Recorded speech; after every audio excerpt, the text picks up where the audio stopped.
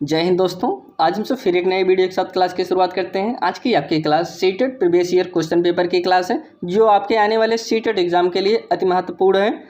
क्योंकि दोस्तों CTET exam में जो सबसे महत्वपूर्ण है वह होता है आपका प्रीवियस ईयर क्वेश्चन पेपर। अब प्रीवियस ईयर क्वेश्चन पेपर इसलिए महत्वपूर्ण होता है क्योंकि जो आपका सीटेट एग्जाम होता है वह लैंग्वेज के बेस पे होता है, तर्क शक्ति के बेस पे होता है। इसमें आपको जवाब देने के लिए आप तर्क शक्ति का उपयोग करते हैं। सोचने की क्षमता आपकी अच्छी होनी चाहिए, तभी आप किसी चीज़ का आंसर दे पाएंगे।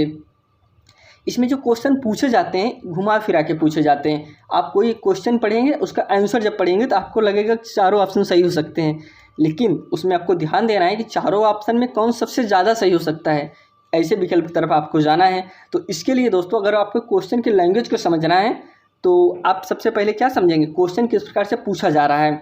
तो आप ज़्यादा से ज़्यादा प्रीवियस ईयर क्वेश्चन पेपर को सॉल्व करिए, तभी आप क्वेश्चन के लैंग्वेज को समझ पाएंगे, कैसे क्वेश्चन को घुमा फिरा के पूछता है।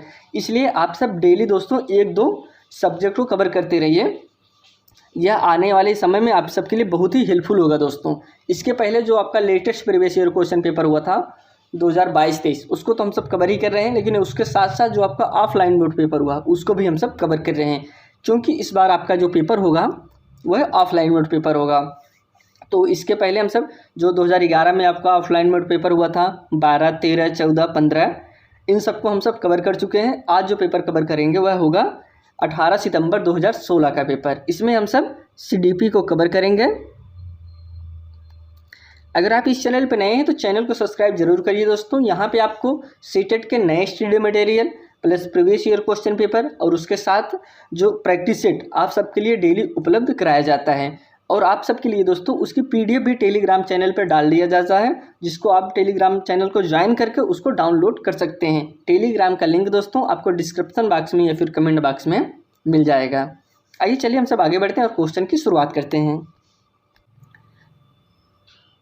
इसमें दोस्तों जो क्वेश्चन होता है वह 15 नंबर आपका आता है बाल विकास से, 15 नंबर आता है शिक्षण शास्त्र से। टोटल 30 क्वेश्चन होते हैं। पहला जो क्वेश्चन है कह रहे हैं, ले बैगोस्की के समान संरचना सिद्धांत से दृढ़ विश्वास रखने वाले शिक्षक के नाते आप अपने बच्चों के आकलन के लिए निम्नलिखित में से किस विधि को वरीयता देंगे दोस्तों, किसके अनुसार? ले बैगोस्की। पहला है सहयोगी प्रोजेक्ट, B है दोस्तों मानकीकृत परीक्षण, या फिर C है तथ्यों पर आधारित प्रतिस्मरण के प्रश्न, या फिर चौथा है वस्तुपरक बहुविकल्पी प्रकार के प्रश्न दोस्तों।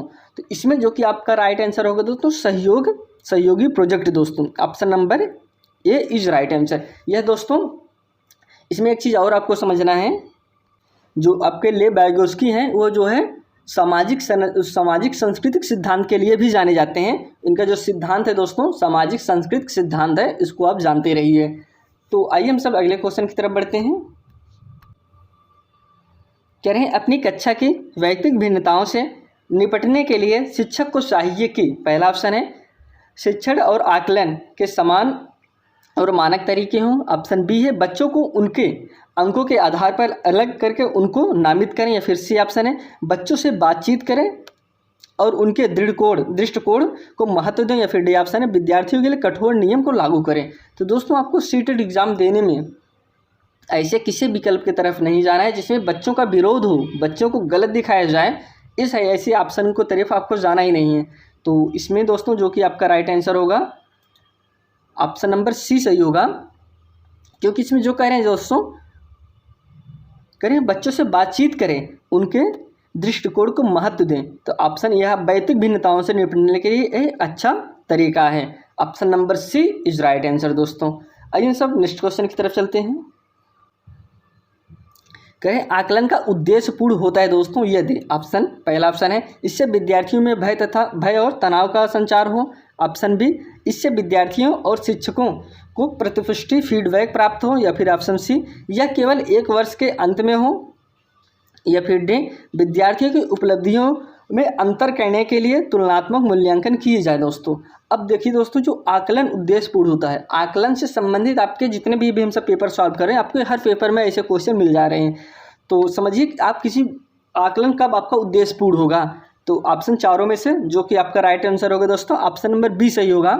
अभी आप उनके अंदर तनाव भय ये सब पैदा तो करेंगे नहीं, सिर्फ 1 वर्ष का ऐसा तो होता नहीं, दोनों में तुलनात्मक अंतर करेंगे, ये भी आपका नहीं होगा। तो जो आपका राइट आंसर होगा दोस्तों, इससे विद्यार्थियों और शिक्षकों को प्रतिपुष्टि फीडबैक प्राप्त होता है। Option number B is right answer दोस्तों। आकलन जो है उद्देश्यपूर्ण होता है यदि विद्यार्थियों और शिक्षकों को प्रतिपुष्टि फीडबैक प्राप्त हो। चलिए हम सब अगले क्वेश्चन की तरफ बढ़ते हैं। कह रहे हैं राष्ट्रीय पाठचर्या की रूपरेखा एनसीईआरटी 2005 के अनुसार, किसके अनुसार दोस्तों? एनसीईआरटी 2005 के अनुसार शिक्षक की भूमिका कैसी होती है दोस्तों? पहला ऑप्शन है सत्तावादी, दूसरा है अधिनायकी, या फिर चौथा है अनुमति परक, या फिर तीसरा है दोस्तों अनुमति परक, चौथा है सुविधादाता। तो दोस्तों इसमें जो कि आपका राइट आंसर होगा एक एनसीईआरटी जो एनसीईआरटी 2005 है उसमें कह रहा है कि उसमें कैसा मानता है एक अच्छे शिक्षक की कैसी भूमिका होनी चाहिए। तो दोस्तों उसमें जो ऑप्शन नंबर डी सही होगा, सुविधादाता के रूप में। दोस्तों आप उसमें सत्तावादी नहीं कि आप पे जो कहें बालक वही करें, ऐसा सब शिक्षक की भूमिका एनसीईआरटी इन सब का विरोध करता है।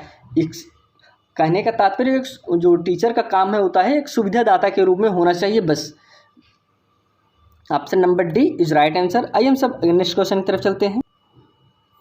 कह रहे हैं अनुसंधान सुझाते हैं कि एक विविध कक्षा में अपने विद्यार्थियों से शिक्षिका की अपेक्षा विद्यार्थियों के अधिगम, तो ऑप्शन पहला है पर महत्वपूर्ण प्रभाव छोड़ती है, ऑप्शन बी है काव्य एकमात्र निर्धारक होती है, ऑप्शन सी के साथ संबंधित नहीं मानी जाती, या फिर ऑप्शन डी पर कोई प्रभाव नहीं छोड़ती। तो इसमें जो कि आपका राइट आंसर होगा दोस्तों महत्वपूर्ण प्रभाव छोड़ती है, पर महत्वपूर्ण प्रभाव छोड़ती है। Option number A is right answer.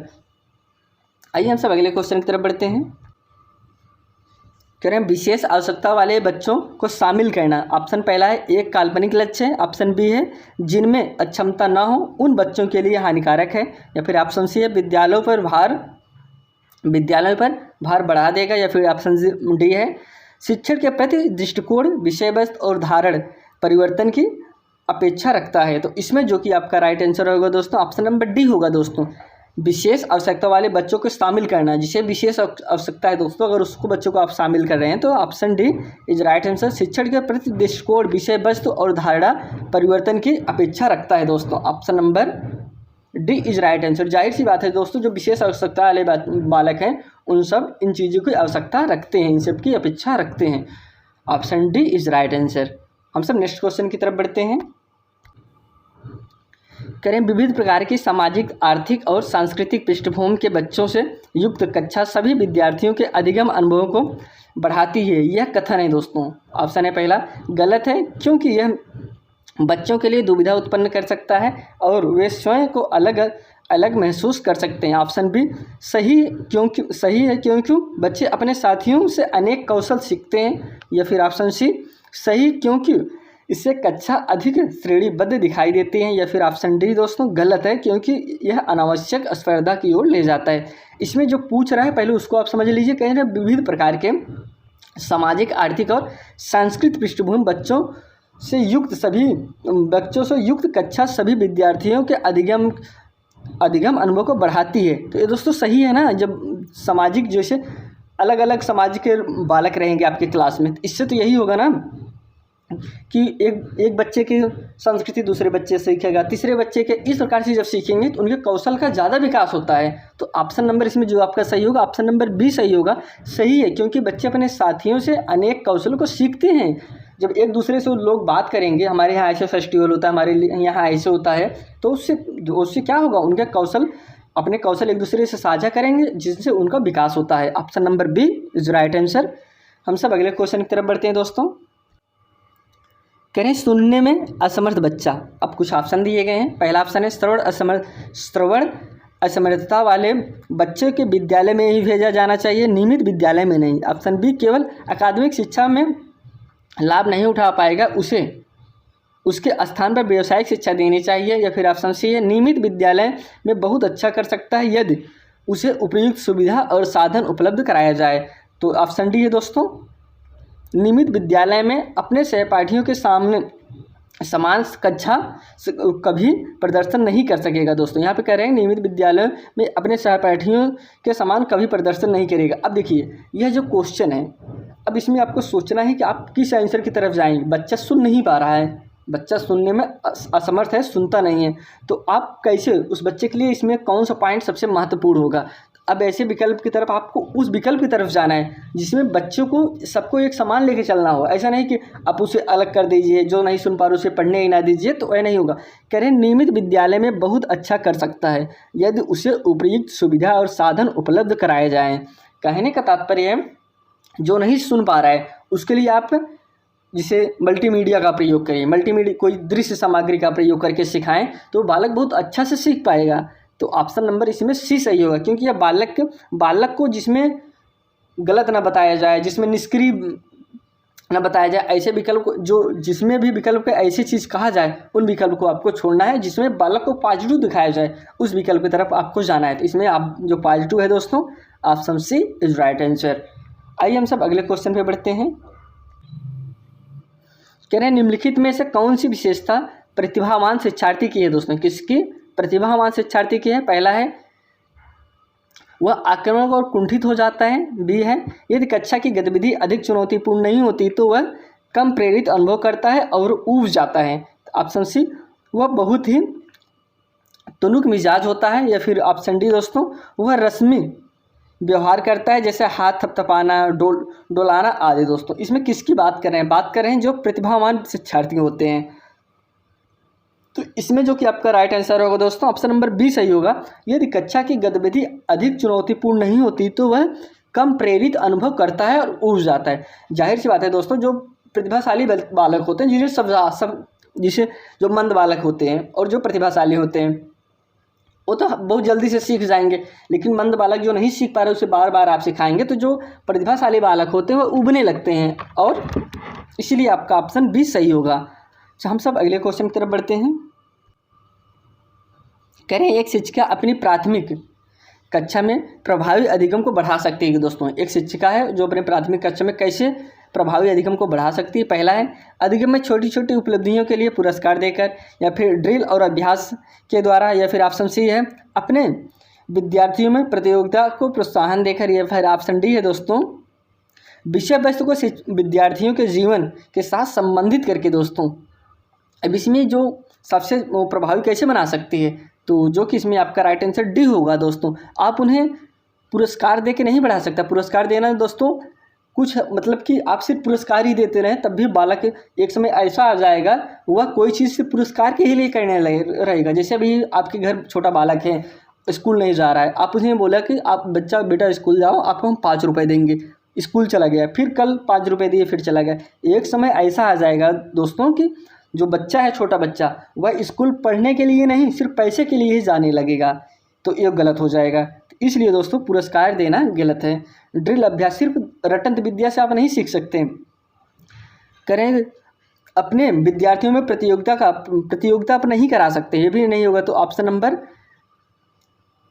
D is right answer. विषय वस्तु को विद्यार्थियों के जीवन के साथ संबंध उनका स्थापित करें, उन्हें जो है प्रयोगशाला के माध्यम से सिखाइए, भ्रमण के माध्यम से सिखाइए, उनके जीवन के जो पहले से जान रहे हैं उन चीज़ को कनेक्ट करके पढ़ाएंगे तो बालक बहुत अच्छे से सीख पाएगा। Option number D is right answer. हम सब अगले क्वेश्चन की तरफ बढ़ते हैं। कह रहे हैं बच्चों के बारे में निम्नलिखित कथनों में से कौन से सही है? दोस्तों ऑप्शन है पहला, इसमें 4 कथन दिए गए हैं दोस्तों, उसमें आपको नीचे ऑप्शन दिए गए हैं। पहला कथन है बच्चे जानकारी के निष्क्रिय प्राप्त करता है। ऑप्शन बी दोस्तों कथन बी बच्चे समस्या समाधान करता है। कथन 3 बच्चे वैज्ञानिक शोध करता है। या फिर कथन 4 दोस्तों बच्चे पर्यावरण के सक्रिय अन्वेषक है। दोस्तों तो इसमें जो कि आपका राइट आंसर होगा दोस्तों, अब पहले ऑप्शन हम समझ लेते हैं। ऑप्शन ए 1 2 4 सही है। ऑप्शन बी दोस्तों 2 3 4 सही है। फिर ऑप्शन सी 1 2 3 4 सही है। या फिर ऑप्शन डी दोस्तों 1 2 3 सही है। इसमें जो कि आपका सही होगा दोस्तों, देखिए यहाँ पर निष्क्रिय बता रहे हैं, जिसमें भी आपको बच्चों को निष्क्रिय बताया जाए उन सबको ऑप्शन को आपको नहीं टिक कहना है। बी आपका सही होगा, बच्चे समस्या समाधान करता होते हैं, सही है। बच्चे वैज्ञानिक शोध करता है, दोस्तों बच्चों को छोटा वैज्ञानिक कहा जाता है, ये भी आपका सही है।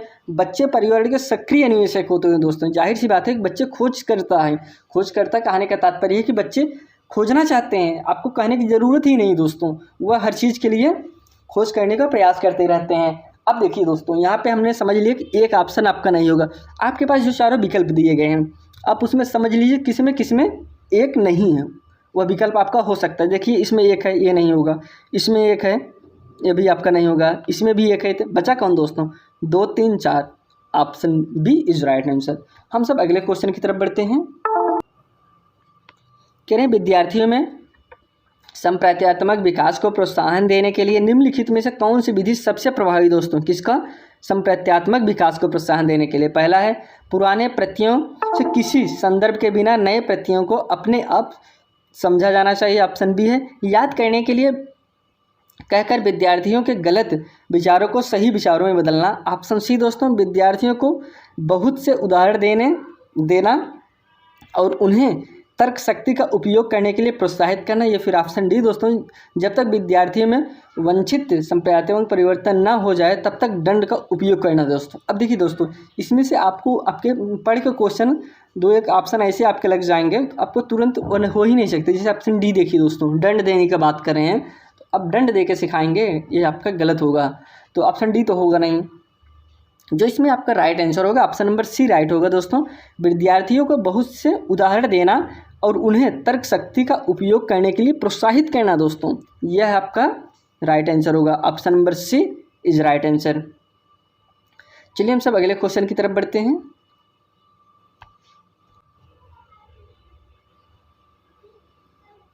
कह रहे हैं प्राथमिक विद्यालय के बच्चे उस वातावरण में सबसे प्रभावी ढंग से सीखेंगे दोस्तों। किस वातावरण में, उसको आपको बताना है। पहला है जहां उनकी संवेगात्मक आवश्यकताओं की पूर्ति होती है और वे अनुभव करते हैं कि वे महत्वपूर्ण हैं। ऑप्शन बी दोस्तों जहां शिक्षक अधिकारवादी है और स्पष्ट आदेश देता है कि क्या किया जाना चाहिए। ऑप्शन नंबर बी है दोस्तों। ऑप्शन नंबर सी जहां मूल रूप से पढ़ने लिखने और गणित की संज्ञानात्मक कुशलता पर ही ध्यान का केंद्र होता है दोस्तों और बल दिया जाता है। या फिर लास्ट ऑप्शन है जहां शिक्षक सारे अधिगमों में आगे होता है और विद्यार्थियों से निष्क्रिय रहने की अपेक्षा करता है दोस्तों। अब देखिए आप इसमें ऑप्शन पढ़ेंगे तुरंत आप इसका आंसर दे सकते हैं अगर आपने प्रैक्टिस कर लिया तो, क्योंकि इसमें 3 ऑप्शन आपको ऐसे मिले जो निगेटिव की तरफ बालों को इशारा कर रहे हैं। आदेश देंगे आप जो कह रहे हैं कि सिर्फ पढ़ने लिखने गणित की संज्ञानात्मक, सिर्फ इसी पे आप जोड़ देंगे दोस्तों। जो लास्ट है अपेक्षा रखते हैं, निष्क्रिय रहने की अपेक्षा रखते हैं, तो ये भी आपको तो नहीं होगा। ये सब आपके बच्चे के लिए निगेटिव पॉइंट है। जो पॉजिटिव पॉइंट है दोस्तों ऑप्शन नंबर ए होगा जहां उनकी संवेगात्मक आवश्यकताओं की पूर्ति होती है और वे अनुभव करते हैं कि वे महत्वपूर्ण हैं। Option number A is right answer दोस्तों। हम सब अगले क्वेश्चन की तरफ बढ़ते हैं। कह रहे हैं एक बच्चा खिड़की के सामने से एक कौवे को उड़ता हुआ देखता है और कहता है कि एक पक्षी, इससे बच्चे के विचार के बारे में क्या पता चलता है। कहने का तात्पर्य है कि एक बच्चा है खिड़की के सामने बैठा है, वह एक कौवे को उड़ता हुआ देखा और वो कहता है कि एक पक्षी, इससे बच्चे के विचार में क्या पता चलता है कि क्या वह जान रहा है, उसको आपको बताना है। पहला ऑप्शन हम समझते हैं बच्चे की स्मृति में पहले से भंडारित है दोस्तों। ऑप्शन कथन दूसरा है बच्चे में पक्षी का प्रत्यय विकसित हो चुका है। या फिर ऑप्शन सी दोस्तों कथन 3 है बच्चे ने अपने अनुभव बताने के लिए भाषा के कुछ उपकरणों का विकास कर लिया दोस्तों। ऑप्शन पहला ए बी सही है, या फिर ऑप्शन बी सी सही है, या फिर option C A B C सही है, फिर ऑप्शन डी दोस्तों केवल बी सही है। अब देखिए दोस्तों ऐसे क्वेश्चन जो होते हैं वह क्या कह रहा है, इसमें जो आपका राइट आंसर होगा जिसे कह रहे हैं बच्चे की स्मृति में पहले से भंडारित है दोस्तों। अब वो कौवा के बारे में थोड़ी जान रहा है, कौवे के बारे में नहीं जाना कौवा, वो सिर्फ पक्षी के बारे में जान रहा है। उसमें जो आपका राइट आंसर बच्चे में पक्षी का प्रत्यय विकसित हो चुका है दोस्तों। वो पक्षी को जान रहा है कि वह पक्षी है, ऐसा तो है नहीं पक्षी को देख के कहा कि वह जानवर है। उसके जो माइंड में है वह पक्षी विकास हो गया है, पक्षी के बारे में जान रहा है कि वह पक्षी इस तरीके से उड़ते हैं, ऐसे हो सकते हैं पक्षी। तो ऑप्शन नंबर इसमें आपका जो सही होगा ऑप्शन नंबर डी सही होगा दोस्तों, केवल बी, बच्चे में पक्षी का प्रत्यय विकसित हो चुका है। Option number D is right answer. हम सब अगले क्वेश्चन की तरफ बढ़ते हैं। कह रहे हैं कोई शिक्षक अपने विद्यार्थियों को क्या कहे कि उन्हें भीतर प्रेरणा के साथ कार्य करने के लिए प्रोत्साहित कर सकें। यहाँ पे कहने का तात्पर्य दोस्तों जब बालक खुद से जागृत होता है, आपको क्या कहना है, किस तरीके से बालक को कहना है कि बालक खुद से अंदर से जागृत होकर पढ़े। तो ऑप्शन है पहला चलो इसे उसको कहने से पहले समाप्त कर लो, या फिर ऑप्शन बी तुम उसके जैसे क्यों नहीं हो सकते, देखो उसने इसे एकदम ठीक कर दिया। या फिर ऑप्शन बी सी दोस्तों काम जल्दी पूरा करो, तुम्हें एक टॉफ़ी मिलेगी। या फिर ऑप्शन डी दोस्तों, इसे कहने की कोशिश करो, तुम सीख जाओगे। अब आप चारों ऑप्शन पढ़ें। अब इसमें चारों ऑप्शन में कौन ऑप्शन सही होगा दोस्तों, कौन सबसे ज़्यादा सही ऑप्शन है? तो ऑप्शन दोस्तों आप यह कहेंगे। बाकी सारी चीज़ें दोस्तों बच्चों को निगेटिव की तरफ ले जाएंगे। टॉफ़ी देना, एक दूसरे से तुलना करना, ये सब आपको काम नहीं करना है। इसका यहाँ पे आप इसी शब्द का प्रयोग करेंगे, जिसे तुम करो, बहुत अच्छा कर लोगे, मतलब ऐसे शब्द का प्रयोग करें जिससे उसे अंदर से प्रोत्साहन मिले। चलो बहुत बढ़िया, बहुत बढ़िया, बहुत अच्छा किया, अगली बार और अच्छे से करने का प्रयास करना। तो इस प्रकार से शब्द आप प्रयोग कर सकते हैं। इसे कहने की कोशिश करो, तुम सीख जाओगे। Option D is right answer. हम सब अगले क्वेश्चन की तरफ बढ़ते हैं। करें, कोई शिक्षिका अपने विद्यार्थियों को अध्ययन करने हेतु आंतरिक रूप से उत्प्रेरित करने के लिए कैसा प्रोत्साहित कर सकती है? ऑप्शन है पहला, उनमें चिंता और डर पैदा कर। ऑप्शन बी, प्रतियोगात्मक परीक्षण से। ऑप्शन सी, व्यक्तिगत लक्ष्य निर्धारित करने और उनमें निपुणता पाने में उन्हें मदद देकर। या फिर ऑप्शन डी दोस्तों, साफ दिखाई पड़ने वाले इनाम देकर, जैसे ट्रॉफी। दोस्तों आप इसमें किस चीज़ का प्रयोग करेंगे दोस्तों, किस प्रकार से प्रोत्साहित कर सकते हैं? तो इसमें जो कि आपका राइट आंसर होगा दोस्तों, ऑप्शन नंबर सी सही होगा। व्यक्तिगत लक्ष्य निर्धारित करने और उनमें निपुणता पाने के लिए उन्हें मदद करने। दोस्तों आप सिर्फ उनकी मदद करिए, आप उन्हें टॉफ़ी देना, ये सब काम नहीं करना है। उनके अंदर डर पैदा कर दो या फिर परीक्षा को लेकर डर पैदा कर दो, तो ये सब आपको काम नहीं करना। जो करना ऑप्शन सी दोस्तों, व्यक्तिगत लक्ष्य निर्धारित करने और उनमें निपुणता पाने में उन्हें मदद देकर। दोस्तों option C is right answer.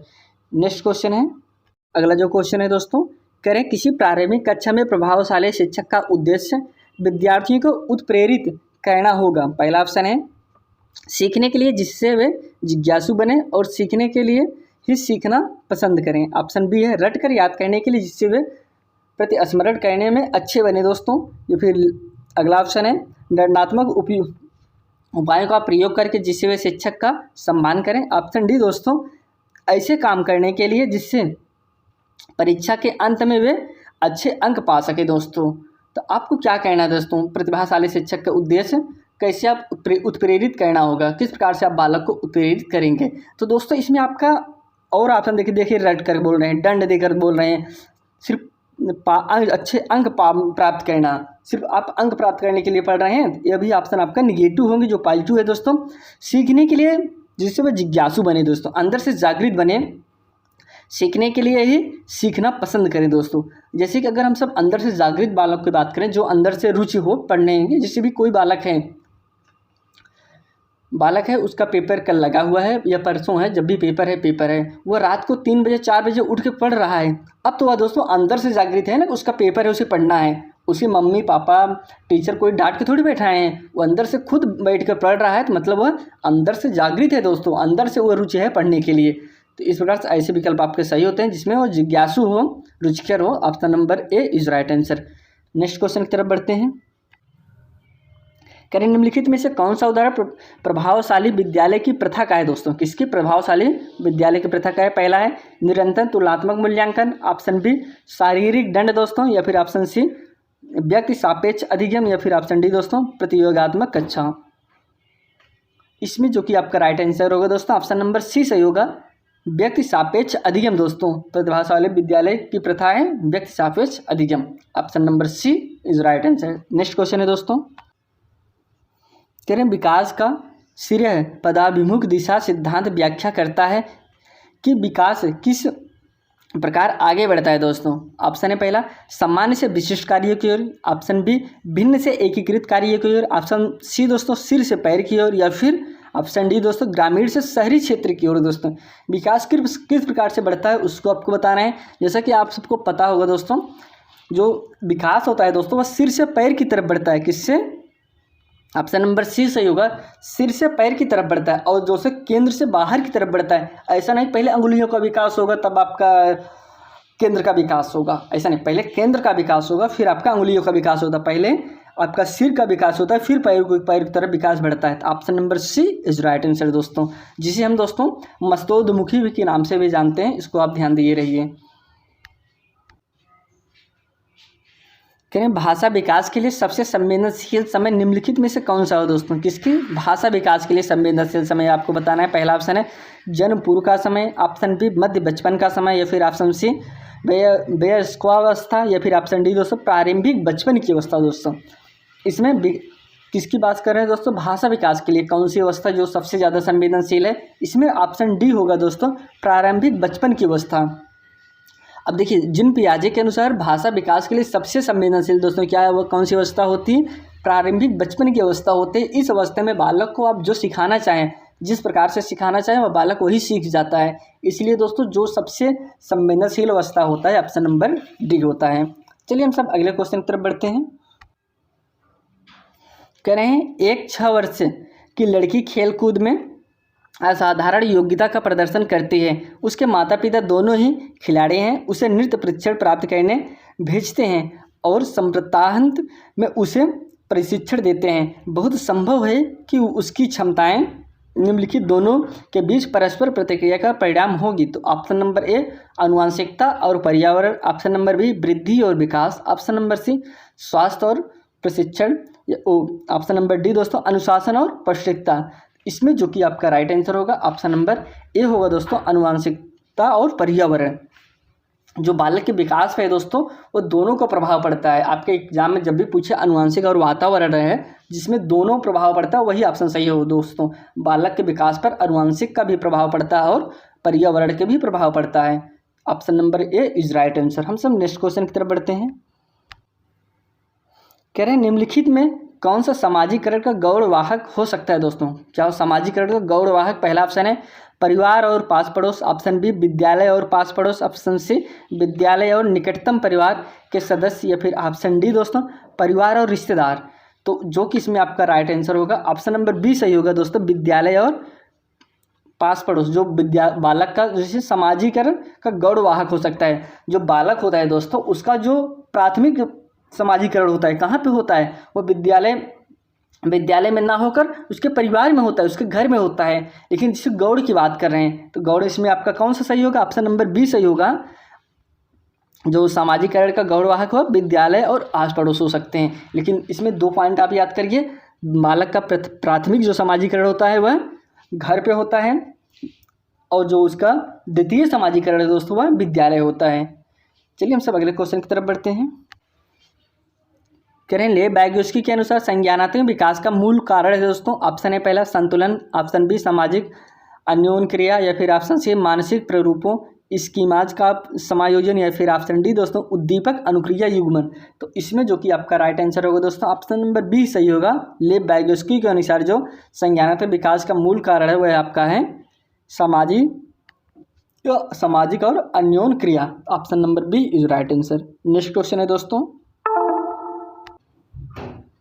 कह रहे हैं किसी बच्चे का दिया गया विशिष्ट उत्तर कोहलबर्ग के नैतिक तर्क के सोपानों के विषय वस्तु के किस सोपान के अंतर्गत आएगा दोस्तों? ऑप्शन है पहला यदि आप ईमानदार हैं तो आपके माता पिता आप पर गर्व करेंगे, इसलिए आपको ईमानदार रहना चाहिए। तो ऑप्शन नंबर पहला है दंड आज्ञाकारी अनुकूलन, या फिर बी ऑप्शन है सामाजिकरण संकुचन अनुकूलन, या फिर ऑप्शन सी अच्छी लड़की या फिर अच्छा लड़का अनुकूलन, या फिर ऑप्शन डी दोस्तों कानून और व्यवस्था अनुकूलन। तो दोस्तों जो कोहलबर्ग की कहानी थी हिंज की कहानी उसी से संबंधित है। तो अभी जैसे उसमें था दवा चुरा लेना चाहिए या फिर उसके मतलब वैसे प्रकार से संबंधित है उसमें आपको बताना है। और जो कोहलबर्ग की ये कहानी दोस्तों बहुत ही इंपॉर्टेंट है। हिंज की कहानी एग्जाम में बहुत बार यही पूछता है कहानी किसकी है, तो आप जानते रहिए जो हिंज की कहानी है किसकी है, कोहलबर्ग की है। इनमें नैतिक सोपानों का तर्क आपको बताना है। इसमें जो कि आपका राइट आंसर होगा दोस्तों ऑप्शन नंबर बी होगा दोस्तों सामाजिक संकुचन अनुकूलन। दोस्तों यदि आप ईमानदार हैं तो अपने माता पिता आप पर गर्व करेंगे। तो यह कैसे दोस्तों समाज से रिलेटेड है ना, तो option number B is right answer. हम सब अगले क्वेश्चन की तरफ बढ़ते हैं। कह रहे हैं जिन पियाजे के अनुसार अधिगम के लिए निम्नलिखित में से क्या आवश्यक है दोस्तों? किसके अनुसार? जिन पियाजे के अनुसार। ऑप्शन है पहला शिक्षार्थी के द्वारा पर्यावरण की सक्रिय खोजबीन, ऑप्शन बी वयस्कों के व्यवहार का आकलन अवलोकन, या फिर ऑप्शन सी दोस्तों ईश्वरीय न्याय पर विश्वास, या फिर ऑप्शन डी दोस्तों शिक्षकों और माता पिता द्वारा पुनर्बलन दो। इसमें जो कि आपका राइट आंसर होगा ऑप्शन नंबर ए होगा, शिक्षार्थियों के द्वारा पर्यावरण की सक्रिय खोजबीन। दोस्तों जीन पियाजे किस पे जोर देते हैं, जब बालक खोजबीन करके सीखेगा तो उसके लिए बहुत ही हेल्पफुल होगा और वह सीखने में बहुत ही उत्सुकता से सीखेगा। Option number A is right answer. हम सब अगले क्वेश्चन की तरफ बढ़ते हैं। करें जीन पियाजे के अनुसार प्रारूप स्कीमा निर्माण वर्तमान योजना के अनुरूप बनाने हैं तो नवीन जानकारी में संशोधन और नवीन जानकारी के आधार पर पुरानी योजनाओं में संशोधन के परिणाम के रूप में घटित होता है। इन दो प्रक्रियाओं को जानना है क्या है दोस्तों। ऑप्शन है पहला समायोजन और अनुकूलन के रूप में, ऑप्शन बी समावेशन और अनुकूलन के रूप में, ऑप्शन सी दोस्तों सामूहिकरण और संशोधन के रूप में, फिर ऑप्शन डी दोस्तों समावेशन और समायोजन के रूप में। तो इसमें दोस्तों जब हम समावेशन और समायोजन होगा, क्योंकि जब हम नवीन जानकारी को पुरानी जानकारी के अनुसार कनेक्ट कर ले रहे हैं या फिर पुरानी जानकारी को नई जानकारी के हिसाब से कनेक्ट कर ले, तो ये आपका समावेशन और समायोजन के रूप में होता है। Option D is right answer. हम सब अगले क्वेश्चन की तरफ बढ़ते हैं। करें किसी प्रगतिशील कक्षा की व्यवस्था में शिक्षक एक ऐसे वातावरण को उपलब्ध कराकर अधिगम को सुगम बनाता है जो, पहला ऑप्शन है खोज को प्रोत्साहन देता है, ऑप्शन बी नियामक है, या फिर ऑप्शन सी दोस्तों समावेशन को हतोत्साहित करता है, या फिर ऑप्शन डी दोस्तों आवृत्ति को बढ़ावा देता है, जो कि इसमें आपका राइट आंसर होगा ऑप्शन नंबर डी दोस्तों, जो एक प्रगतिशील कक्षा की व्यवस्था में शिक्षक एक ऐसे वातावरण उपलब्ध कराकर अधिगम को सुगम बनाता है जो आवृत्ति को बढ़ावा देता है। दोस्तों किसको, अब यहाँ पे हतोत्साहित कर रहे हैं, खोज को प्रोत्साहन कर रहे हैं, तो ऐसा नहीं दोस्तों, नियामक आवृत्ति को बढ़ावा देता है। Option number D is right answer. हम सब अगले क्वेश्चन की तरफ बढ़ते हैं।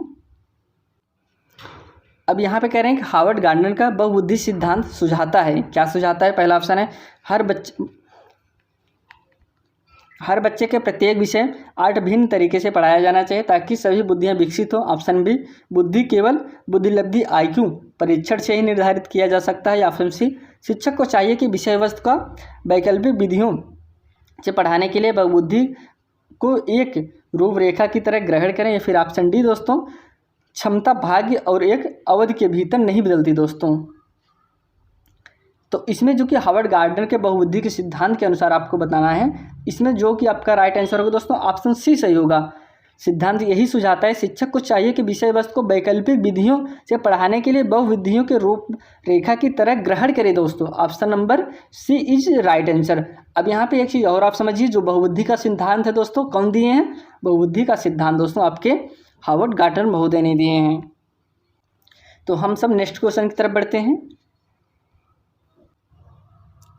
करें कोई 5 साल की लड़की एक टी शर्ट को तय करते हुए अपने आप से बात करती है। दोस्तों लड़की द्वारा प्रदर्शित व्यवहार के संदर्भ में निम्नलिखित में से कौन सा कथन सही है। दोस्तों पहला ऑप्शन है जीन पियाजे और ले बैगोस्की इसकी व्याख्या बच्चे के विचार के अंत अहम केंद्रित दोस्तों अहम केंद्रित प्रकृति के रूप में करेंगे।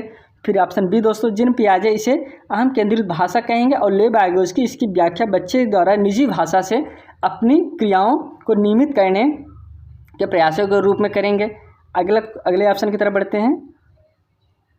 करें जीन पियाजे इसकी व्याख्या सामाजिक अन्योन्य क्रिया के रूप में करेंगे, ले बैगोस्की इसे खोजबीन मानेंगे। फिर लास्ट ऑप्शन है जीन पियाजे और ले बैगोस्की इसकी व्याख्या बच्चे के द्वारा अपनी माँ के अनुकरण के रूप में करेंगे। दोस्तों तो जाहिर सी बात है दोस्तों यह ऑप्शन नंबर आप इसका डी सही होगा। जीन पियाजे और ले बैगोस्की इसकी व्याख्या क्या करेंगे, बच्चे के द्वारा अपनी माँ के अनुकरण के रूप में करेंगे। Option number D is right answer. अब यहाँ पे कहने का तात्पर्य जो उस बालक के अंदर यह गुण आया है दोस्तों, यह गुण कैसे आया है, उसके माता पिता को देख कर आया है या फिर उसके माता पिता से ट्रांसफ़र हुआ है। तो यह क्रियाकलाप उसके माता पिता को, वो लड़की जो है अपने माता पिता को देख कर सीखे। तो इसमें option number D is right answer. Jean पियाजे और ले बैगोस्की इसकी व्याख्या माँ के अनुकरण के रूप में करेंगे। तो हम सब नेक्स्ट क्वेश्चन की तरफ बढ़ते हैं। अगला जो ऑप्शन है क्या है, लिंग है। दोस्तों लिंग क्या है, ऑप्शन है पहला जैविक सत्ता है, शारीरिक संरचना है, सहज गुण है या फिर सामाजिक संरचना है। तो लिंग आपको बताना है दोस्तों, लिंग एक जैविक सत्ता है। दोस्तों क्या है, एक जैविक सत्ता है। Option number A is right answer. यहाँ पे आज हम सब दोस्तों CDP के 30 क्वेश्चन कवर किए, जो कि आपके 18 सितंबर 2016 को एग्जाम हुआ था, उसी में यह क्वेश्चन पूछे गए थे। अगर आप इस चैनल पर नए हैं तो चैनल को सब्सक्राइब जरूर करिए दोस्तों। अब इसी के साथ यह क्लास में यहीं समाप्त करते हैं, आपसे फिर एक नए वीडियो में मिलते हैं। तब तक के लिए दोस्तों धन्यवाद।